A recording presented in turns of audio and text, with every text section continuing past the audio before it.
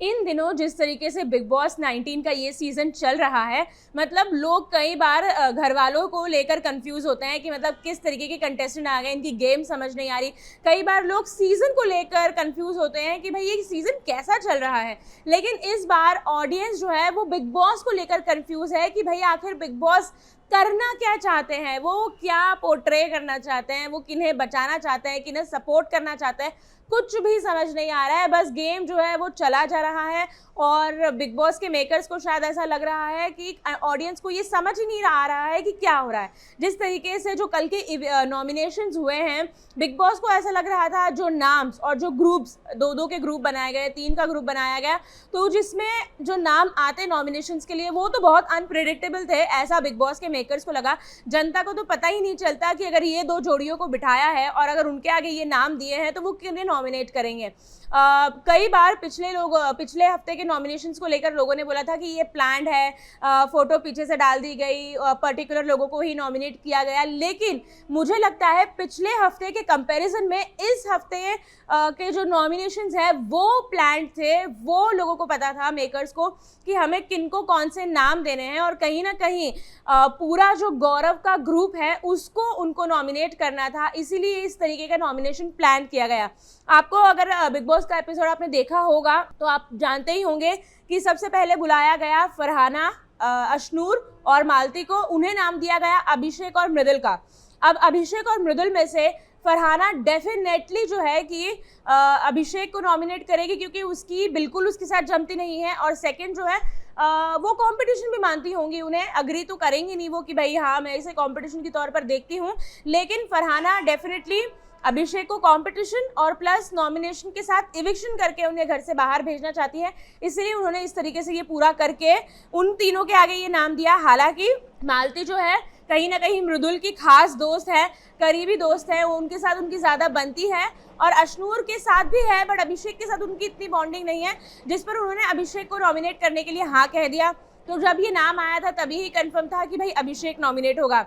बारी आई अमल और मृदुल की, जिन्हें नाम दिया गया फरहाना और तानिया का। अब यहाँ पर चलो थोड़ा डाइसी हो सकता था, क्योंकि फरहाना के साथ दोनों की ही नहीं जमती है और तानिया के साथ कहीं ना कहीं मृदुल का ठीक है, बट अमाल भी एक दोस्त के तौर पर देखते हैं। लेकिन अगर किसी का पल्ला भारी होगा तो वो होगी फरहाना। तो चलो यहाँ ये भी पता था कि फरहाना को नॉमिनेशंस मिल सकते हैं। इसके बाद कुनिका और नीलम को गौरव का नाम दिया गया, वो भी किसके सामने? अमाल और शहबाज के सामने।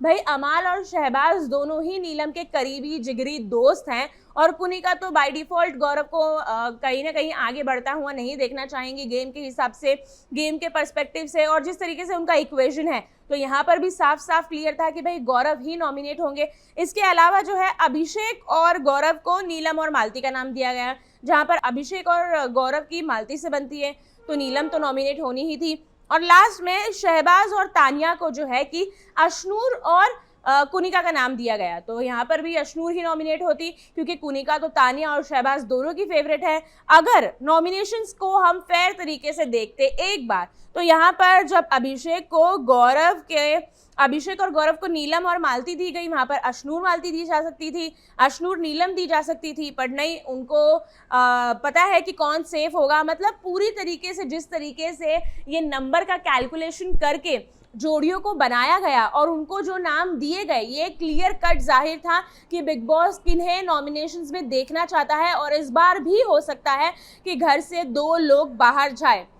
बसीर के टाइम पे 2 लोगों की इविक्शन करने की ज़रूरत नहीं थी, अननेसेसरी बसीर को बिग बॉस के घर से बाहर निकाला, उन्हें गेम से आउट किया। सिर्फ नेहल चाहती तो भी चलता था, एक इविक्शन चल जाता था। आपने पिछले हफ्ते प्रणीत को बीमारी है, उन्हें प्रॉब्लम्स हैं, वो मेडिकेशन चाहते हैं, डॉक्टर के ऑब्जर्वेशंस चाहते हैं, इसीलिए आपने उन्हें बाहर भेजा।